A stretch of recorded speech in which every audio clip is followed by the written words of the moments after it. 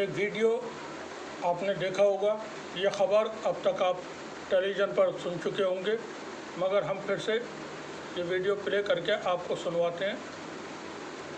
भारत के गृह मंत्री श्री अमित शाह जो बोल रहे हैं वो आप पहले सुने। 380 सीटों का चुनाव पूरा हो गया है। बंगाल में 18 सीटों का चुनाव पूरा हो गया है। आज मैं बताकर जाता हूं कि 380 सीट में मोदी जी 270 सीट लेकर पूर्ण बहुमत प्राप्त कर चुके हैं। अमित शाह ने जो कहा वो आपने सुना, पहले आप देख चुके होंगे ये वीडियो। हमने कल भी इसी टॉपिक पर बात की थी और आज फिर से उसी टॉपिक पर बात कर रहे हैं जो बात गृह मंत्री अमित शाह बोल रहे हैं। उनका कहना यह है कि 4 फेज़ के इलेक्शन में 380 सीटों पर अब तक चुनाव हो चुके हैं और इन 380 सीटों में से 270 सीटें एनडीए, बीजेपी या नरेंद्र मोदी जीत चुके हैं और अब बाकी जो 3 फेज़ का इलेक्शन बाकी है, जो 20 तारीख को होगा, 25 तारीख को होगा और 1 जून को होगा, उसमें वो 400 पार के लिए अब आगे बढ़ेंगे। बयान चूँकि गृह मंत्री भारत सरकार का है, बीजेपी के दूसरे सबसे बड़े लीडर का ये बयान है। इतना कॉन्फिडेंस क्यों है अमित शाह के अंदर? क्योंकि जो ग्राउंड की रियलिटी है, ग्राउंड की जो खबरें आ रही हैं वो कुछ और बयान कर रही हैं और गृह मंत्री कॉन्फिडेंस के साथ कुछ और बात कर रहे हैं। वैसे पॉलिटिक्स में, स्पोर्ट्स में कॉन्फिडेंस रखना पड़ता है। अपनी डिफीट को जब तक वो हो ना जाए एक्सेप्ट नहीं करते हैं, कोशिश आखिरी वक्त तक की जाती है। ये एक नेचुरल फिनोमिनन है स्पोर्ट्स का और पॉलिटिक्स का। लेकिन यहाँ पर जो गृह मंत्री का बयान है वो किसी भारतीय जनता पार्टी के छोटे लीडर की बात नहीं कर रहे हैं।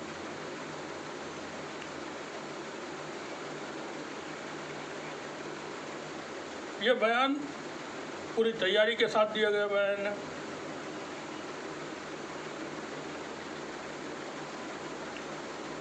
ज़मीनी जो हकीकत है 4 फेज़ के इलेक्शन की, जैसा गृह मंत्री कह रहे हैं 380 सीटों में से 270 सीटें मोदी जी को मिल चुकी हैं।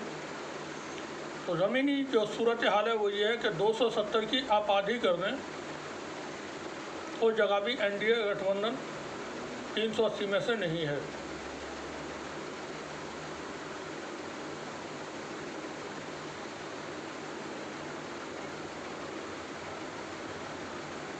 ये चुनाव डू और डाई का चुनाव है, जहां दोनों जो गठबंधन है, इंडिया गठबंधन और एनडीए गठबंधन, उनको ये मालूम है कि परिस्थितियां क्या हैं। एनडीए गठबंधन को ये अच्छी तरह से जानकारी है कि अगर हम चुनाव हारते हैं, भारतीय जनता पार्टी सरकार नहीं बनाती है और नरेंद्र मोदी प्रधानमंत्री नहीं बनते तो क्या क्या होगा, जिसके संकेत राहुल गांधी की सभाओं में आप देख चुके होंगे। इंडिया गठबंधन के दूसरे लीडर्स के बयानों में आप महसूस कर चुके होंगे। राफेल से लेकर के, पेगासस से लेकर के, पीएम केयर फंड से लेकर के, एस्ट्राजेनेका का जो मामला है, जो मौत की सुई कोरोना के वक्त में लोगों को लगाई गई थी,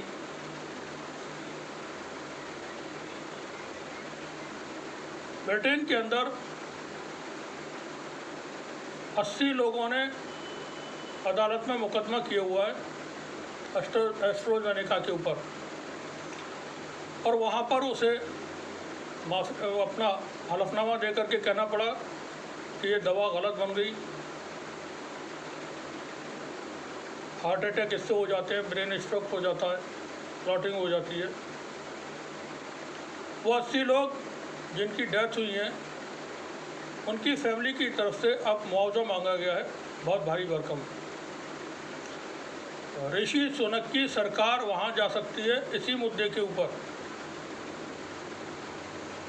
वही दवा भारत के अंदर भारत के लोगों को लगाई गई थी। यहाँ भी आपने देखा होगा आए दिन खबरें मिलती हैं हार्ट अटैक की, लेकिन भारत की जनता सह लेती है, हर बात को कोई उसे परेशानी होती नहीं। लेकिन नई सरकार इंडिया गठबंधन की जब बन जाएगी तो पीएम केयर फंड उसकी जांच होगी। जो PSUs उद्योगपतियों को बांट दिए गए, जो एयरपोर्ट और पोर्ट अपने मित्रों को बांटे, वो वापस लिए जाएंगे।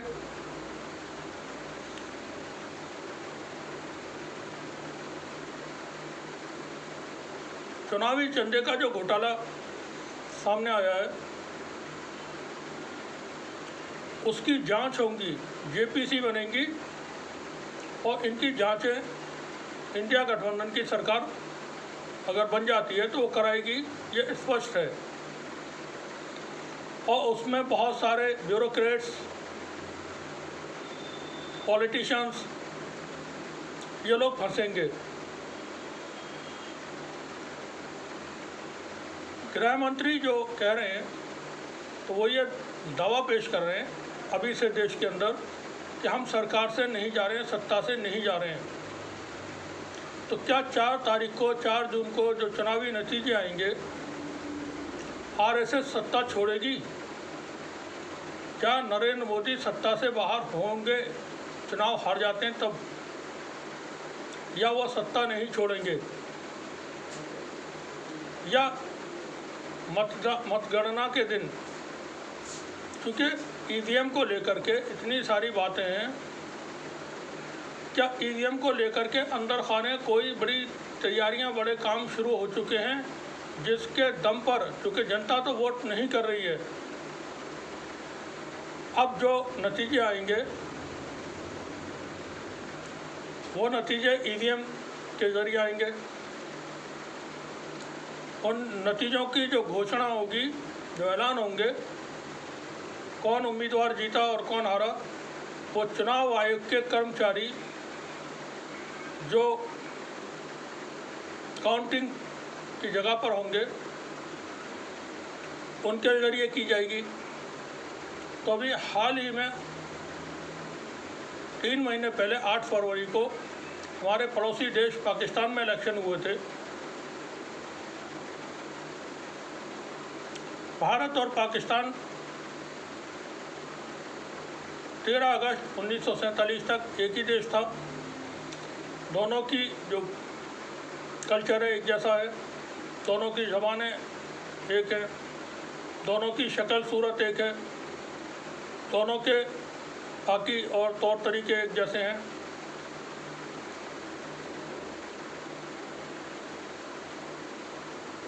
पॉलिटिकल जो मामलात हैं वो भी काफ़ी मिलते जुलते दोनों देशों के देखने को मिलते हैं। पाकिस्तान में 8 फरवरी को इलेक्शन हुए थे। इमरान खान वहाँ जेल में हैं, पहले से ही जेल में थे इलेक्शन से पहले। इमरान खान की पार्टी के उम्मीदवारों को पार्टी के सिंबल पे चुनाव नहीं लड़ने दिया गया, तो वो उम्मीदवार उन्होंने निर्दलीय हैसियत से उतारे। 230 पार्लियामेंट की सीट है पाकिस्तान के अंदर। पाकिस्तान का जो वैकल्पिक मीडिया है, हमारे यहाँ की तरह वहाँ भी एक वैकल्पिक मीडिया है, और जो पाकिस्तान का मेन स्ट्रीम मीडिया है वो सेना, पाकिस्तान की जो सेना है वो उसके द्वारा संचालित किया जाता है, जैसे भारत के अंदर RSS द्वारा संचालित मीडिया है। तो पाकिस्तान का जो सेना का प्रायोजित मीडिया है वो इमरान खान के विपक्ष में रहा, और जो वैकल्पिक मीडिया है वो इमरान खान के साथ में रहा। चुनाव होते हैं, वहाँ पर चुनाव के नतीजे जब आते हैं तो सब नतीजे पलट दिए गए। पाकिस्तान का वैकल्पिक मीडिया बताता है कि इमरान खान की पार्टी को 230 में से तकरीबन 200 सीटें वहाँ हासिल हुई, पूरी तरह स्वीप कर दिया उन्होंने। मगर पाकिस्तान के चुनाव आयोग ने इमरान खान के जीते हुए उम्मीदवारों की जगह पर नवाज शरीफ की पार्टी और आसिफ अली जरदारी की पार्टी के हारे हुए उम्मीदवारों को जीत के सर्टिफिकेट दे दिए, और इस तरह से 92 या 94 सीटें कुल इमरान खान के लोगों की, जो निर्दलीय उम्मीदवार के असर से लड़े थे, वो जीत करके आते हैं। फिर भी वो सबसे बड़ी पार्टी बन करके सामने आते हैं। मगर पाकिस्तान का जो सिस्टम है वो सब कुछ सेना के इर्द गिर्द रहता है। जो सेना चाहती है वहाँ पर वो होता है। इमरान खान को चूँकि सत्ता में नहीं लाना था, इसलिए सरकार माइनस इमरान खान नवाज शरीफ की पार्टी की बनवाई गई और नवाज शरीफ के भाई को प्रधानमंत्री बना दिया गया। बाद में फिर कुछ सीटों पर रिकाउंटिंग होती है तो इमरान खान की पार्टी के जो उम्मीदवार जीत गए थे उनकी सीटें छीन ली जाती हैं। तो जो सीटें पहले जीत गए थे वो भी उसमें से कम कर दी जाती हैं और नवाज शरीफ की पार्टी में वो सीटें बांट दी जाती हैं। अब वही जो चुनाव आयुक्त थे पाकिस्तान के, जब रूस के अंदर इलेक्शन हुए तो उनको व्लादिमीर पुतिन ने अपने यहाँ पर पर्यवेक्षक की हैसियत से बुलाया। जाहिर सी बात है, इससे ज़्यादा काबिल इंसान व्लादिमीर पुतिन को और कोई मिल भी नहीं सकता था। किस तरह से चुनावों को जीता जाता है वो पाकिस्तान के इलेक्शन कमिश्नर को अच्छी तरह से तजुर्बा था, तो उसको पुतिन साहब ने वहाँ अपने रूस में बुला लिया इलेक्शन के दौरान, और पुतिन साहब की वहाँ पर मेजर विक्ट्री हुई और 5वीं बार वो फिर से राष्ट्रपति बन गए। भारत के अंदर ये इलेक्शन हो रहे हैं, तो जो बातें गृह मंत्री अमित शाह बोल रहे हैं वो सच्चाई से तो मेल नहीं खाती हैं। यहाँ पर स्वीप होने की सिचुएशन बनी हुई है, तो क्या ये माना जाए कि जो 4 तारीख को चुनाव के नतीजे आएंगे वो असल नतीजे आने में 6-8 महीने का वक्त लगेगा और वो नतीजे अदालत के जरिए आएंगे?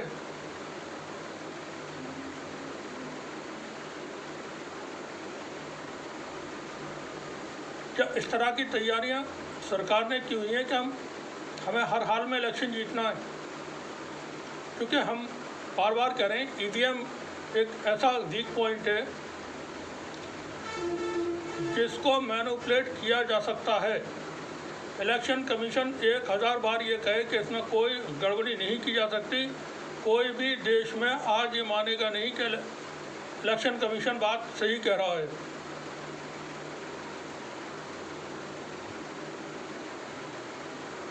महाराष्ट्र में चुनाव हो रहे थे 4th फेज के, बारामती में 45 मिनट के लिए जिस स्ट्रांग रूम में ईवीएम रखी हुई थी वहाँ के सीसीटीवी कैमरा काम करना बंद कर देते हैं।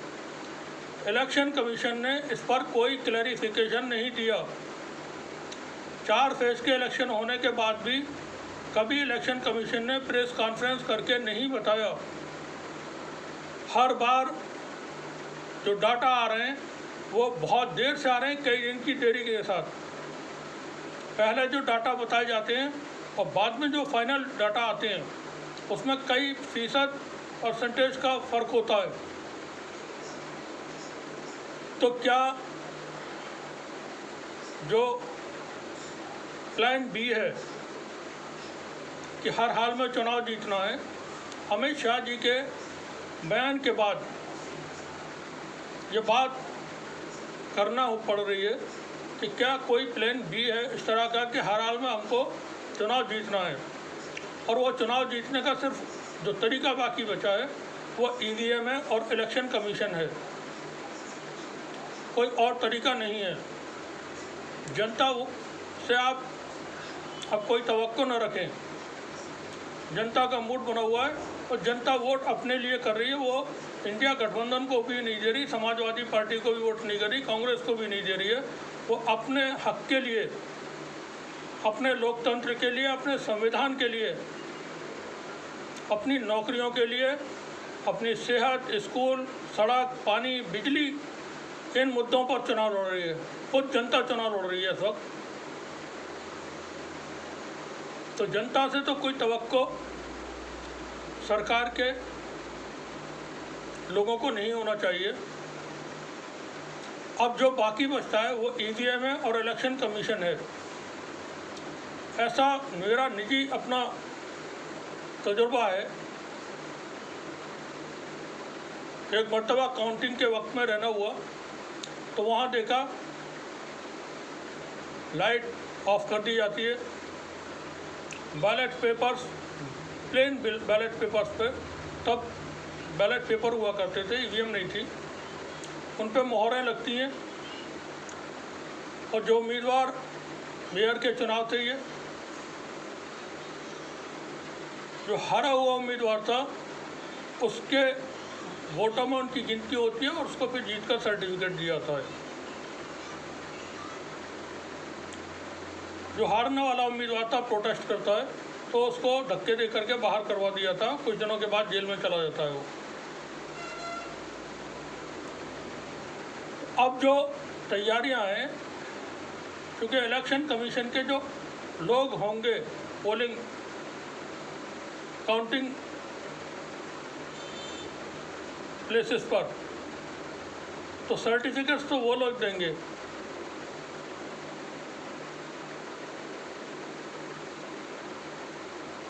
और इलेक्शन कमीशन, रूस के राष्ट्रपति ने पता नहीं इनको क्यों नहीं बुलाया, नहीं बुला लेना चाहिए था, इनको तजुर्बा और ज़्यादा हो जाता। वो पाकिस्तान के भी इलेक्शन कमिश्नर मिल जाते, कुछ चीज़ें उनसे भी जानकारी मिल जाती।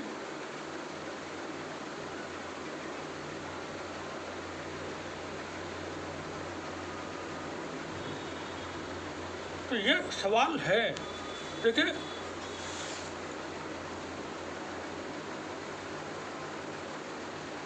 बहुत सारी चीज़ें ऐसी होती हैं, मैथमेटिकली उनको कैलकुलेट किया जाता है। जब हम 4 फेज का इलेक्शन होने के बाद कैलकुलेशंस करते हैं,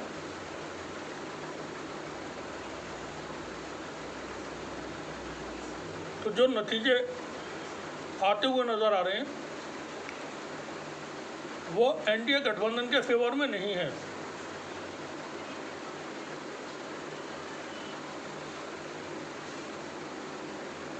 और हम ये मान के चल रहे हैं कि किसी भी सूरत में प्रधानमंत्री मोदी सत्ता से बाहर होना नहीं चाहेंगे। गृह मंत्री का जो बयान है कि 270 4 फेज के इलेक्शन में वो जीत चुके, वो यही दर्शाता है कि हम किसी सूरत में सत्ता से बाहर नहीं होंगे। और तीसरी बार भी हमारी सरकार बनेगी। अब तीसरी बार सरकार अगर बनेगी तो इलेक्शन कमीशन के दम पर और ईवीएम के दम पर बनेगी। सुप्रीम कोर्ट ने एक आदेश दिया था अभी इलेक्शन के दौरान ही कि चुनाव आयोग ईवीएम मशीनों का और वीवीपैट का डाटा जो है उसको सुरक्षित रखे। तो हमारा ये मानना है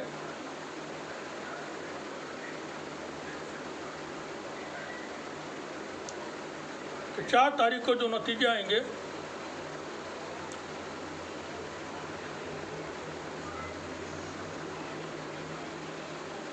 वो जनता जो वोट कर रही है उसके मुखालिफ भी आ सकते हैं। और उसके बाद तमाम लोग सुप्रीम कोर्ट की तरफ रुख करेंगे और उसमें से जो सुप्रीम कोर्ट का फैसला आएंगे वो 6-8 महीने 5 महीने उसमें लग जाएगा। तो क्या सही नतीजे 4 तारीख को ना आकर के 6-8 महीने बाद अदालत से आएंगे?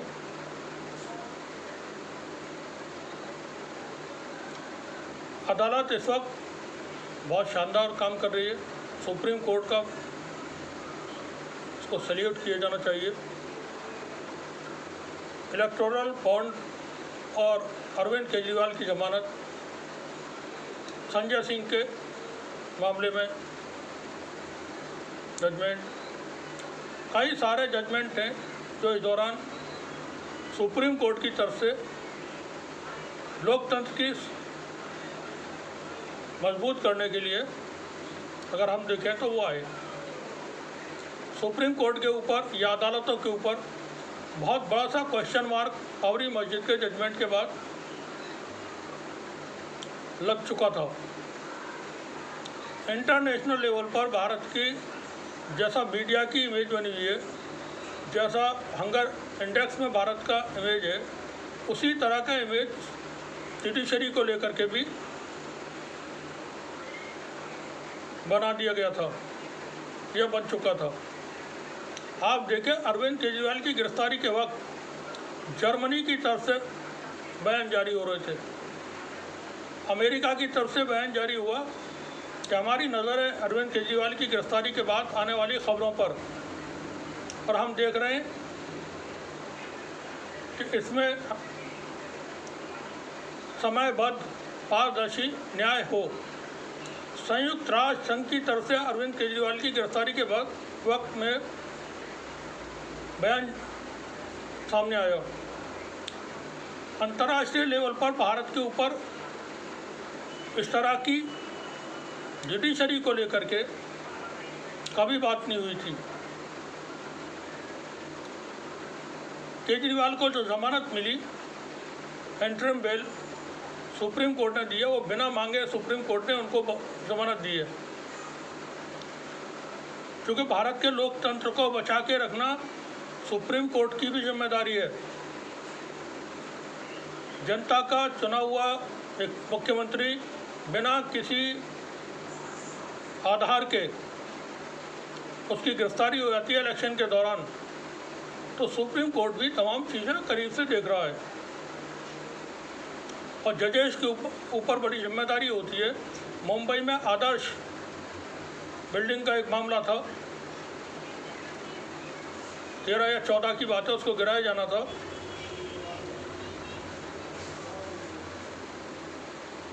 तमाम जेसीबी मशीन वगैरह पहुंच गए सुबह 10 बजे से, तोड़ने का नंबर लगना था उसका।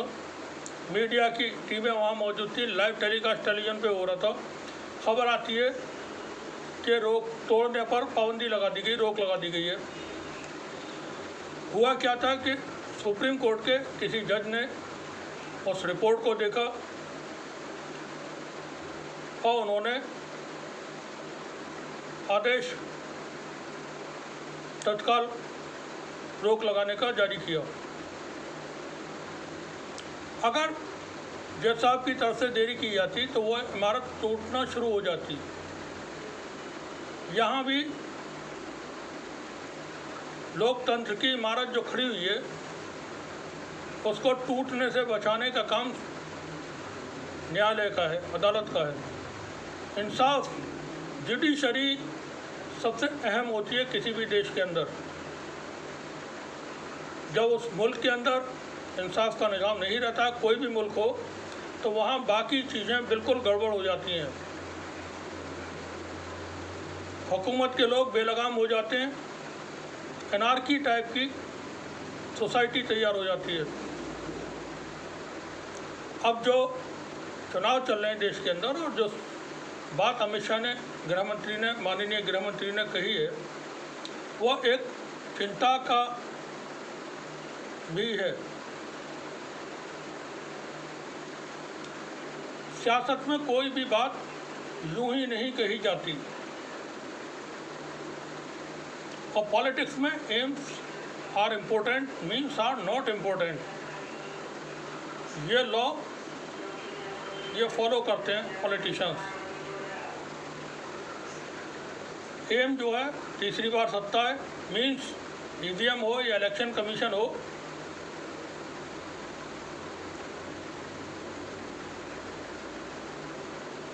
निजी तौर पर एक सजेशन है इंडिया गठबंधन की पार्टियों के लिए, वोट डलने के बाद जिस स्ट्रांग रूम में ईवीएम मशीनों को सुरक्षित कर रखा जाता है, चुनाव आयोग पॉलिटिकल पार्टीज के एजेंट्स को वो रूम अंदर से दिखाया करे, उसके बाद उसमें ईवीएम मशीनें रखी जाएं। 20-25 लाख ईवीएम मशीनें गायब हैं। इस पर हम पूरी बात कर चुके हैं बहुत पहले से भी। वो मशीनें कहाँ इस्तेमाल हो रही हैं, तो इलेक्शन कमीशन के लोग और जो पॉलिटिकल पार्टीज के लोग हैं वो इलेक्शन कमीशन के लोगों के साथ जा कर के पूरा अंदर से देखा करें कि कहीं वहाँ कुछ ईवीएम पहले से तो नहीं रखी गई हैं। अब इस वक्त कुछ भी हो सकता है, जैसा हमने कहा डू एंड डाई की सिचुएशन है ये, और ये इलेक्शन डू एंड डाई का इलेक्शन है। सत्ता पक्ष को ये मालूम है कि इंडिया गठबंधन सत्ता में आता है तो बहुत सारी कार्रवाइयाँ होंगी। इंडिया गठबंधन को ये मालूम है कि अगर हम सत्ता में नहीं आते हैं और यही जो रिजिम है वो कंटिन्यू करती है, तो जैसा केजरीवाल ने कहा अखिलेश यादव जेल में होंगे, तेजस्वी यादव जेल में होंगे, राहुल गांधी जेल में होंगे, प्रियंका गांधी जेल में होंगी, ममता बनर्जी और उनका भतीजा जेल में होगा, उद्धव ठाकरे जेल में होंगे, स्टालिन वगैरह जेल में हो सकते हैं। समाजवादी पार्टी उत्तर प्रदेश में टूट जाएगी, बिहार में तेजस्वी यादव की पार्टी को ख़त्म कर दिया जाएगा, ममता बनर्जी की पार्टी के साथ भी कुछ अच्छा नहीं होगा। फिर ये डिस्ट्रैक्शन शुरू हो जाएगा।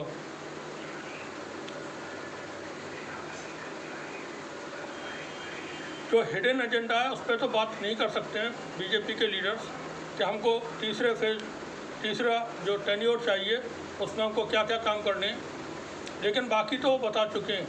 एक देश एक चुनाव, यूसीसी यानी समान नागरिक संहिता, CA/NRC, हिंदू राष्ट्र, ये सब कुछ होगा। तो दोनों गठबंधन को, इंडिया गठबंधन को ही पता है, एनडीए गठबंधन को ही पता है कि हम अगर सत्ता में नहीं आते हैं तो किसके साथ क्या होगा। इसलिए एनडीए गठबंधन की तरफ से चुनाव जीतने की हर मुमकिन कोशिश की जाएगी। अदालतों के ऊपर बड़ा एक जिम्मेदारी आने की संभावना है।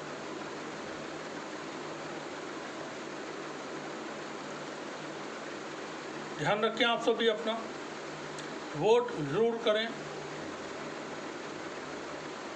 इस इलेक्शन ने एक बहुत अच्छा काम किया है। जो हिंदू और मुस्लिम्स का जो एजेंडा हुआ करता था इलेक्शनों के दौरान, वो पूरी तरह से ख़त्म कर दिया है। तमाम कोशिशों के बावजूद, बड़े लीडर्स की तरफ से बयानों के बावजूद, समाज के अंदर इस मामले में कोई असर नहीं नज़र आया है। तो जो कम्युनल कार्ड हुआ करता था वो ख़त्म हो गया और हिंदू मुस्लिम आपस में जिसकी ज़रूरत है भाई भाई की तरह वो नज़र आ रहे हैं। पहले बहुत सारे बयान कुछ मुसलमानों की तरफ से भी आते थे, हिंदू समाज के लोगों की तरफ से भी आते थे, मुस्लिम लीडर जो रिलीजियस लीडर हैं उनके तरफ से फरमान भी जारी हो जाते थे। तो अब किसे वो सब नज़ारा दें। बहुत अच्छा है ये पॉलिटिक्स के लिए, डेमोक्रेसी के लिए और मुल्क के मुस्तकबिल के लिए। सियासत में धार्मिक लोगों की ज़रूरत नहीं होती, होनी भी नहीं चाहिए। वो सियासत से अलग रह करके उनकी एक काउंसिल वगैरह हो, उनकी कोई डिमांड्स हैं, कोई सलाह मशवरा वो दे सकते हैं। अब बाबा बनके को मतलब बाबाओं की जरूरत मठों को होती है, मंदिरों को होती है। चिंतन करें वो जा करके अलग में, एकांत में बैठ करके। देश का प्रधानमंत्री वो हर वक्त एक आचार्य के है। बात यही थी कि क्या नतीजे 4 तारीख को ईवीएम से आएंगे या 6-8 महीने के बाद, 5 महीने के बाद अदालत से आएंगे। देखते हैं क्या होता है। देखते रहिए टीजिंग न्यूज़। आपका बहुत बहुत शुक्रिया।